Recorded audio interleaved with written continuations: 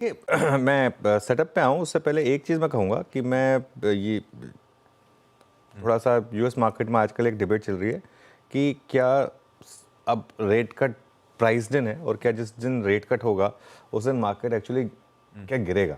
मेरा ऐसा मानना नहीं है। मेरा ये मानना है कि ये एक मैक्रो ट्रिगर है मार्केट के लिए, और अगर गिरा भी मार्केट तो एक दो दिन के लिए गिरेगा, उसके बाद वापस मार्केट चलना शुरू होगा, क्योंकि ये एक बड़ा ट्रिगर होगा आगे जाकर अमेरिकी मार्केट्स के लिए भी और वर्ल्ड मार्केट के लिए भी।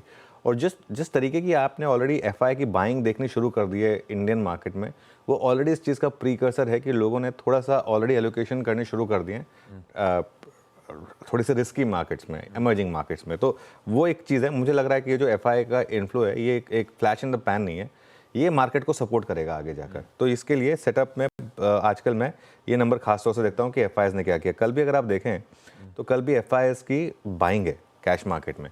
अब चलिए, परसों की बाइंग को हमने कह दिया था कि एमएससीआई की बाइंग थी, कल तो कोई एमएससीआई का फैक्टर नहीं था। तो 1700 करोड़ की बाइंग है एफआईएस की तरफ से, और सामने डीआई भी बाय कर रहे हैं। ऐसा नहीं है कि डीआई सेल कर रहे हैं। लेकिन कल मार्केट क्यों फिर भी इतना नहीं चला? क्योंकि कल थोड़ा सा रिटेल प्रॉफिट बुकिंग के मूड में था। कल वो स्क्रीन बता रही थी आपको, mid cap, advance decline, Nifty junior, वो कुछ ना कुछ आपको स्क्रीन पर देख के लग रहा था कि कल थोड़ी सी प्रॉफिट बुकिंग हो रही है।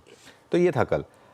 लेकिन बार देखिए आपकी स्क्रीन पर, अब लगातार एफआईएस के तो ग्रीन बार बन रहे हैं, डीआईएस के ऑब्वियसली किसी दिन ग्रीन किसी दिन रेड, लेकिन मोर और लेस इंस्टीट्यूशंस अब दोनों बाय साइड पर हैं। कल एफआईएस ने थोड़ा सा इंडेक्स फ्यूचर बेचा है आशीष, 600 करोड़ के करीब इंडेक्स फ्यूचर्स में कल सेलिंग है, और उसके सामने स्टॉक फ्यूचर्स में लेकिन बाइंग है, करीब करीब 2200 करोड़ की बाइंग है स्टॉक फ्यूचर्स में।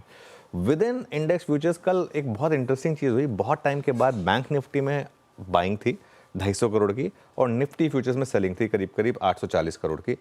तो कुल मिलाकर 6 दिन की लगातार वन वे बाइंग के बाद कल इंडेक्स फ्यूचर्स में नेट नेट सेलिंग थी। आपको अगली प्लेट में दिखाई देगा, वो 600 करोड़ की सही लेकिन सेलिंग थी, और थोड़े से कल शॉर्ट्स आए सिस्टम में। अच्छा, कल सेटअप की हमने सुबह बात की थी कि ओवरबॉट हो गया है, आज थोड़ा सा वो ओवरबॉट एटलीस्ट कम हुआ है कल के उस मूव के बाद।